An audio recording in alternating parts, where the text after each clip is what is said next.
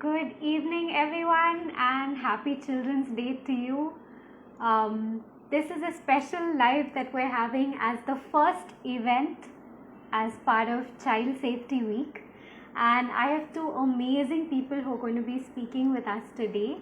One of them is Faith Foundation based out of Shillong, and the other is Child Friendly Shillong.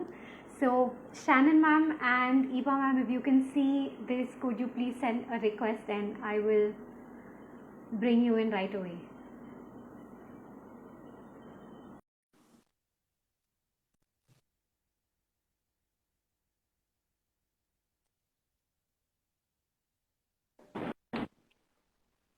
Hi Shannon, good to see you. Hi, good to see you too. Thank you. Thank you for Good. having me here. Thank you for being here. Good evening and happy Children's Day to you. Yeah, happy Children's Day to you too. Thank And you. everyone Thank you. else. Yes. I think Iba ma'am has just joined us as well, and then we'll get started right away. Iba ma'am, I think the camera is flipped to the other side.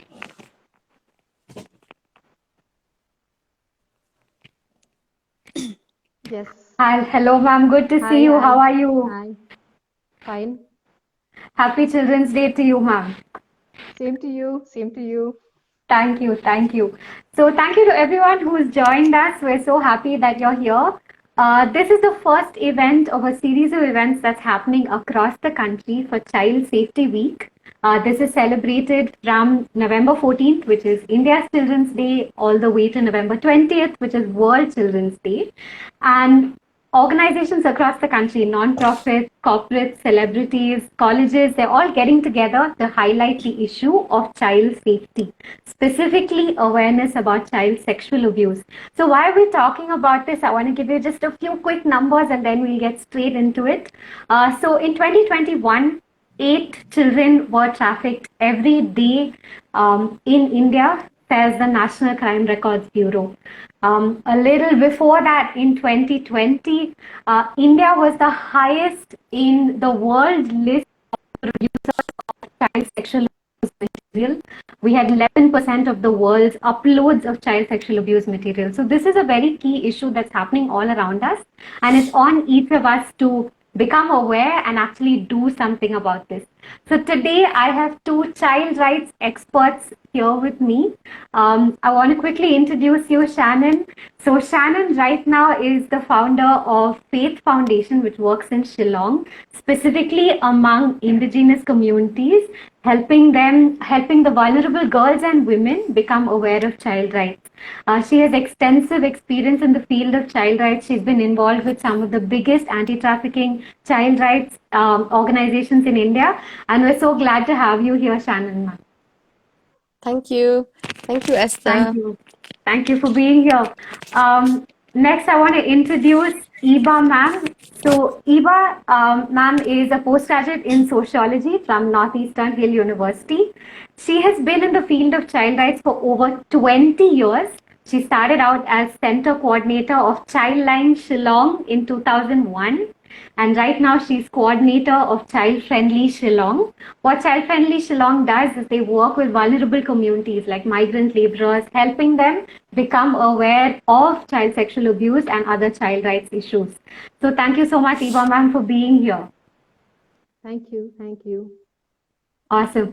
So I want to start with Shannon, if you could just tell us a little bit about the communities that you work in and what is the need for awareness about CSA within these communities. Okay. So, thank you. Thank you for the question, Esther. So, primarily, we work in urban Shillong. And we also work in some communities in Ribhoi district. The reason why, it's important for the state as a whole is that, there's been, rather to say, like a high number of cases that are being reported when it comes to child sexual abuse. very recent, the recent National Crime Records Bureau, recent, I think 2021, also did share that, Meghalaya has the highest, third highest, I think, of sexual offenses against children. Of course, we did start it, the organization like 9 years ago. And I think even during that time, there were a number of cases, and then we thought, since there were no organizations that were primarily, addressing the issue of child sexual abuse, on a holistic manner, and also looking at personal safety, which is so important to teach children. So we kind of like jumped into this whole, issue, to address the issue. Yeah. So that's how we came about. Yeah. Awesome. Thank you so much, Shannon. Eva ma'am, if I can ask you, within the communities that you are working in, why do you feel that awareness of CSA is important there? And would you be able to share any case story or any child or family that you have been able to work with in this area? Thank you very much for the question. Actually, through our organization, Bosco Integrated Development Society, we are working in 3 projects: the Childline Project, then we have the Child Friendly Shillong, and then we also have the community schools in 2 districts in Meghalaya. So through these projects, we are penetrating to the different areas in which we feel that the grassroots, the people in at the grassroots level should be aware about child sexual abuse. So as of now, we are targeting the parents of the different schools, because we feel that teaching the children only about child sexual abuse without the parents knowing how to protect them from child sexual from abuse is very important. So we are targeting the different schools, and we are reaching out to the parents when they come together in the different schools, where we meet them and talk to them about child sexual abuse and about child rights. We are also working with the Anganwadis and the Ashas as well, because we thought that they are people who are at the grassroots level, and they are visiting the different places, they are in the locality, in the different areas. So they meet people very often, they meet the parents very often. So it is very important for them to know about it, what they should be doing after knowing about it if there are cases of child sexual abuse, and also to teach the parent what should they be doing to teach children to protect themselves from child sexual abuse. So we are also working in the different localities through the Dorbar Shnong, what we call here the Dorbar Shnong, because we have the different groups like the Senkanthai, or the women organization, then the youth organization, and as well as the hetman. Maybe we may call that as something like a panchayat in the plain areas. So we do work with them also. We thought that they are people working, they are in the grassroots, so they are the people who can direct the people, who can give instructions, or maybe who can guide the people in the different communities what they should do to teach children how to protect themselves, and what they should be doing if in case there are cases of child sexual abuse. Yes. Okay. Thank you so much for sharing, ma'am. Would either of you want to share any case story or any child or family that you've worked with specifically? What was the journey like? How did you come to know that there was an instance of child sexual abuse? What was done? What is the process? If either of you could share. No problem. Okay. Yes, Shannon? You can go, Kong Iba, then I'll share. You can share first. Okay. Yeah. There has been a case in which we received recently through Childline, in which this child was staying together with the mother and her father. So what happened is that recently she has been showing some kind of behavioral problems. She started coming home very late, and she's like self-harming herself by cutting her hands and her, something like that. All those kind of things are happening. So it was one of the concerned adults who contacted 1098. So we came to know about the case. Later, when our team member went to meet the child, spoke to the child along with the counselor, we came to know that it was nothing else but a case of child sexual abuse, in which she has been molested and abused by her father right from the time when she was small. It was later on that she came, when she realized that she need to disclose this and she need help. Then later on, we took up the matter with the mother, and we took up the case to the Child Welfare Committee. And then the mother was requested to file an FIR in the police station, in which the father was arrested. So this child, she doesn't want to go back home. She comes home very late, like she reached home very late. This mother was quite confusing why she's coming home very late, why she's self-harming herself. but it was none other than a case of child sexual abuse. So these things are happening because children are silent, because they've been threatened. It's happening in everywhere. So they are being threatened and it's happening. They don't have a voice, and they feel that if they are to tell anybody also, they will be something will happen to them. It's life threatening for them. So it was later Yeah. on when the mother noticed, and when the concerned adult noticed this, in consultation with the mother, they contacted 1098. That's how we got through, and now she's been giving the necessary assistance. She's been giving counseling, and then even the father also was arrested. Yes. Wow, thank you so much for sharing the story. And it's on one hand, it's so scary to hear that this is happening all around us, but at the same time, it's so heartening to hear that an ordinary person, like a mother who's not a social worker, she was able to take the right steps eventually. And it just shows that every single one of us can do something within this space. We don't all have to be qualified social workers like both of you are. We can be just aware citizens and actually do something about this if we suspect it around us. Shannon, would you like to share a case story from your side? And I would also like you to just add on what are some of the signs that people can watch out for if there is a child in distress? What are some of the signs that we can pick up on? Okay, thank you, Esther. So, I would just like to share, recently, there have been two cases, and for us, I think they are success cases. The fact that because through the personal safety education that we had done, through the sessions that we had done with the kids, and for them to to learn and realize and understand that the situations that they're in, they're unsafe. And then so we had a very recent a case of a girl who after a program she came up. So we had done this program actually with the state child state child commission for the protection of child rights. And so, what happened was this girl came up to us after the program saying that, sharing the incidences because she realized firstly that she was in an unsafe situation. And the realization that it's important for her to, to speak up. It's also important for her that, she understood what her rights were. So we felt that was one very important case study, because it was through there that, with the commission we had taken up this case. And then so we reached out to the mother, and we had to speak to the mother, because even the mother at the initial stage was in denial. Having to bring her in and speak to her, and to also kind of like applaud the courage of the child, that she was able, of the girl, that she said that this is what I want. I want to report. And so I think that was one case that we felt was very successful, for the fact that, a realization or an understanding for the child came, through the personal safety education program that we had done. Very recent as well, of, a mother reaching out to us. Because, one of our child, had undergone, child sexual abuse, and that too from someone that is known at home. So, we feel that people are being more aware about these issues, and that they are reaching, like for example, they're reaching out to through 1098. We have some people who are reaching out to us as well, but what we're doing is, we know that we cannot take this under it's not actually under us to decide, but then of course working very, very closely then with the state, like the district child protection unit or the commission for the protection of child rights.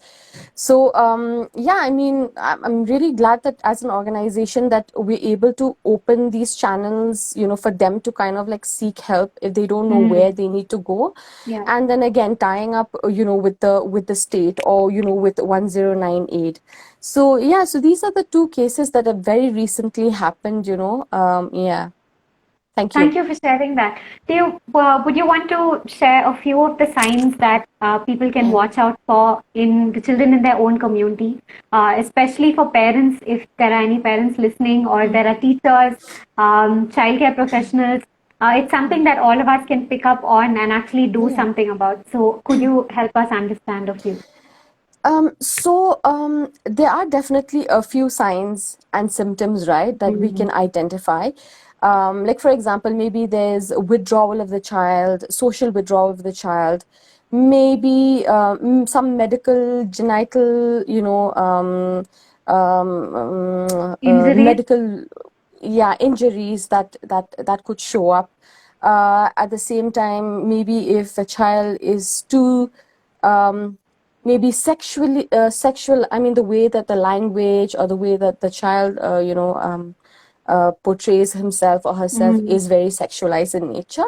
I think there are a few of those things. Maybe another thing could be maybe non-performance in in schools. There could Academic. be various, yeah, academically, but at the end, until and unless a child comes and tells you that this has happened to me, so then that's a sure shot, that too, that we need to really look at. And I think for parents, it's so one of the things that we usually teach children is that one of the safety rules is that they need to speak, they need to share with a trusted adult, and even if the adult does not listen, to keep telling again and again. So the same thing that we do with parents or teachers, for that matter, that if a child comes again and again and and shares the same thing again and again, that's one thing that you have to do is Yeah. you need to believe what the child Yeah. says. Yeah. Thank you. Thank you so much for sharing that. Eva ma'am, I want to ask you, so if there's somebody listening or anybody who spots any of these signs within their community, what do they do as next steps? Many parents, many teachers, many adults don't always know the right way of helping a child in such a situation. So if a child does confide or if a child does is showing any of these signs of abuse, what does the adult do next? What do you advise? For us as an organization, we always encourage these people, the concerned adults or the parents, to reach out or to get in touch with some of the organizations working with children. Because when these type of cases are happening, the child, first and foremost, the child will be needing counseling. Yeah. So a counselor is a must. We need a counselor to talk to the child so that the child will be comfortable. Yes. The child will be able to disclose what has really happened, because Yeah. as lay people, like maybe parents or even the people in the community or people who have not been dealing with these type of cases, they are not aware of how would they To be respond. speaking to a child to get the correct response from a child, or the child will be comfortable to talk to them. So, as of now, also through our organization, through Child Friendly Shillong, we are having these child rights clubs in the different localities. So through the child rights clubs, we are trying to talk to the children to sensitize them about child sexual abuse, not only for themselves, but in case if they come to know of cases of child sexual abuse or any kind of child sexual abuse within the localities, they should bring this issue in the club when they are having meetings, so that when they are having meetings, when they discuss these issues, the facilitator or the president and the secretary of the club from among the children, they will reach out to us or to 1098 or to any organizations or an adult whom they trust in the locality. So this is what we are doing. That's amazing. So to anyone listening, yeah, the first thing to do is probably call 1098. Then your social worker is equipped to handle the situation. If not, there are hundreds of child rights NGOs that are working in different cities. If you are listening from Shillong, Faith Foundation and Child Friendly Shillong are two organizations you can reach out to handle this in a way that comforts and helps the child. At the same time, brings whoever is responsible the legal way of taking this through is addressed as well. I think both of you were part of the Walk for Freedom in Shillong. You helped organize it in Shillong. So I just quickly want to ask, I know we're talking about child sexual abuse now, but what is the connection? Is there a connection between child sexual abuse and human trafficking? So I've heard that being a victim of child sexual abuse increases your vulnerability to being trafficked. Is that something that you agree with? What is the connection that you see? Either of you can take this. Would you like to go first, Kongiba, or shall I? Shannon, you go first. Okay. So so you know what, Esther, like I believe, like what you shared, that there's definitely, like child sexual abuse can lead to trafficking. It can be a vulnerability factor. The reason why is because for someone who's been abused, it becomes the child or anybody for that matter becomes an easy prey, especially if those issues are not being addressed. She's just sharing with you some experiences. Like in the past, I've worked with like anti-trafficking organizations in Bombay, and having deal directly like with rescue and rehabilitation, we found that the case histories of many of children have been of those who have been sexually abused. They may have been sexually abused at home and ran away and then become victims to then trafficking. So a lot of and the same thing of how that once a child has been, for example, a child's being abused, even being in, in an anti-trafficking, in a brothel, and how that kind of cycle repeats itself, that even if a child wants to get out, but then, being in that cycle, it continues, right? Without, if there's no help that is given, if there's no healing. So definitely it is a vulnerability factor to human trafficking. Yeah, speaking from the experiences that I've had in the past, yeah. Thank you, Shannon, for sharing. Eva, ma'am, would you want to add? Yes, I would like to share what I've shared earlier also about the case of that child. She hates to go home, and then she was self-harming herself. So what if the child, who doesn't like to go home anymore, if in case she comes across a trafficker who offer her, like, let's go to maybe to some other places, you will earn a good amount of money. So that child is very vulnerable. In spite of her being a child who has been sexually abused by her own father, she hates to go home because she doesn't want to see her father at home. Then she comes home very late. She loiters all around the city. So in case if she comes across a trafficker, like, she is very vulnerable to be trafficked. So it goes on like that. Yeah. Right, right. Thank you so much for answering this. I quickly want to go to, both of you have spoken about the awareness work that your organizations are doing, the programs with children, programs with parents, programs with teachers. Are there any resources that you've created or resources that are publicly available that people can go to and access in order to understand more about child sexual abuse, help to educate themselves? What are some resources that you would like to guide people to? Shannon, you can start, and then Iba ma'am, if you could add on. So when the pandemic happened, we realized that we couldn't reach out, like to be physically present, where we supposed to be, in our schools or in our communities for that matter. So we have a YouTube. We've created a YouTube channel during that time, and with and that too in the Khasi language, which is then available for the people in Shillong and Meghalaya, because we know that English, with the English language, it is readily available everywhere. So we have a YouTube channel. That's one thing. Secondly is, we do have like a personal safety education a curriculum that we've, of course, now we are reworking on a curriculum, but we have something which is very simple that anybody can use along with a manual, so they can always reach out to us. And of course, the usual thing of pamphlets and posters. Yeah, so those are the resources that we have at present. Yeah. Great. And could you also share, you said you have a helpline number as well. Would you be okay to share that as well? Okay. I don't remember the No, right. helpline number. That's okay. No problem. You can just text it to me and but I'll then, put it in. yes.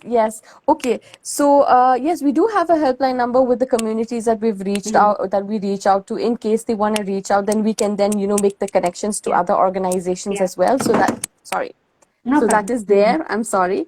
That's okay. Yeah. So that's there. I have to look for the number. I'll look That's for the all number right. and give it to you. Sure. No problem. Yes. Thank you. Sorry to put you in a spot. No, it's okay. Eva ma'am, would you like to continue? Like, what are some resources that either your organization has created or that are freely available online, which people can access to educate themselves about CSA? Yes, as for us, we are working closely with Childline India Foundation. I think you must have seen the Komal video or movie, which we are using extensively in schools and in the communities to teach people about child sexual abuse. It's a very simple video, which even a small child, even maybe an infant can also, not an infant, maybe a preschooler can also, understand the video. And we do have pamphlets and posters as well. So these are the only things that we are having. Awesome. Thank you so much for sharing. And to anybody listening, what would you encourage people to do within their own communities? Like, how can they help their family become aware, or how can they help their friends become aware of the issue of CSA, and how can they actually take a step to help end this within their community? Yeah. So,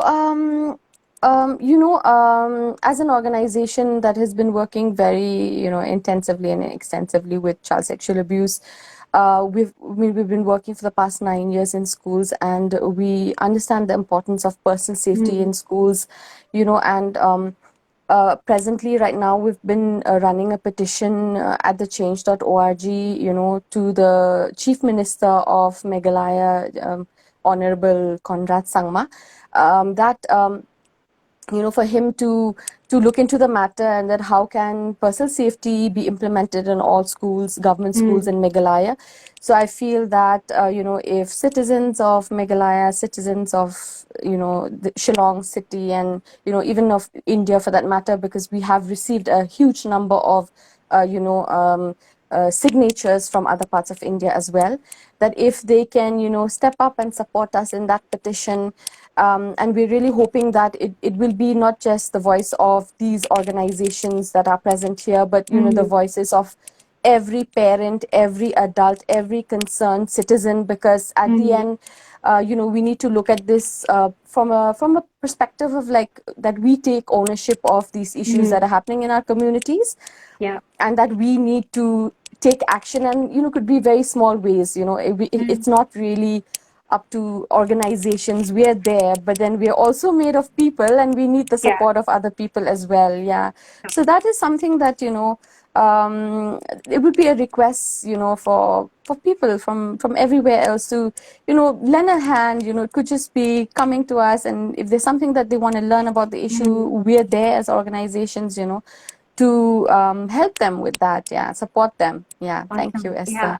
So I'm going to be linking to that campaign in the caption of this live.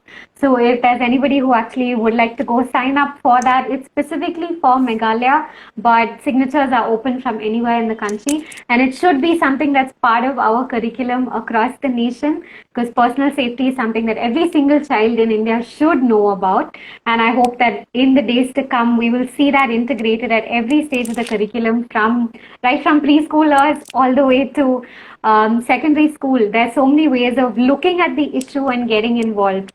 Eva ma'am, what would you like to add? How can people help your organization? How can people volunteer to make their communities more aware? Yes. I feel that the media, like the print and electronic media, like they are tools in in reaching out to the masses, even in the maybe in every nook and corners of the state. Because as of now, we are in the city, we are talking about child sexual abuse, we are sensitizing people in the urban areas. But what about people in the every nook and corners, the rural areas of Meghalaya? So we feel that the media, like the print and electronic media, can play a very important role to help us reaching out to the masses in the rural areas, like sensitizing the people or teaching the parents what they should be doing, and what if a case of sexual abuse happen, what they should be doing. So we feel that the media plays a very important role. And another thing which I would also like to mention here, like the role of our local representatives, like the MPs and the MLAs, they play a very important role in addressing this issue.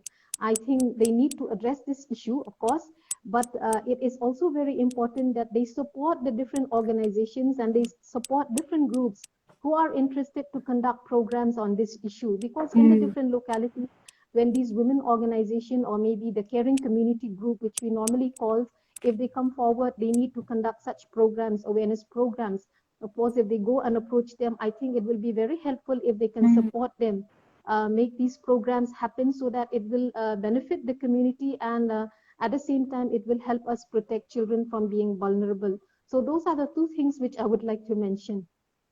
Thank you so much for sharing, ma'am. And if there are any listeners from Shillong, how can they get in touch with both of you? How can they be a part of what your organizations are doing? So we're pretty active on Instagram and on Facebook, and we regularly post the events that are happening.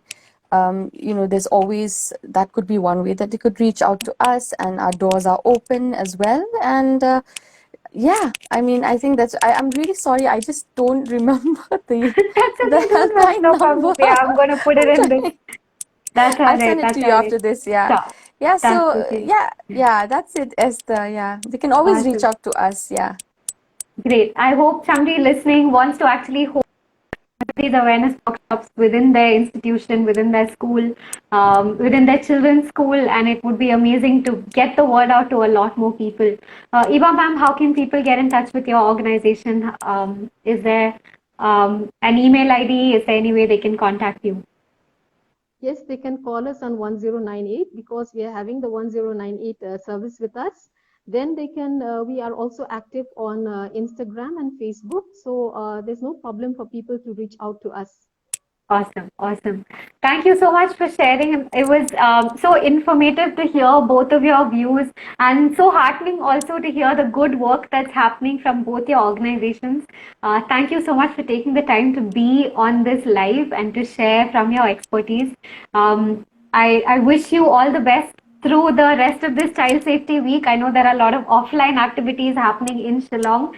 So all the best for those, and more strength to both of you for the work that you are doing. Thank you, Thank and you. yeah, Thank you, Esther. Thank you for Esther. having thank you, us. Shannon. Thank you Thank so you. much.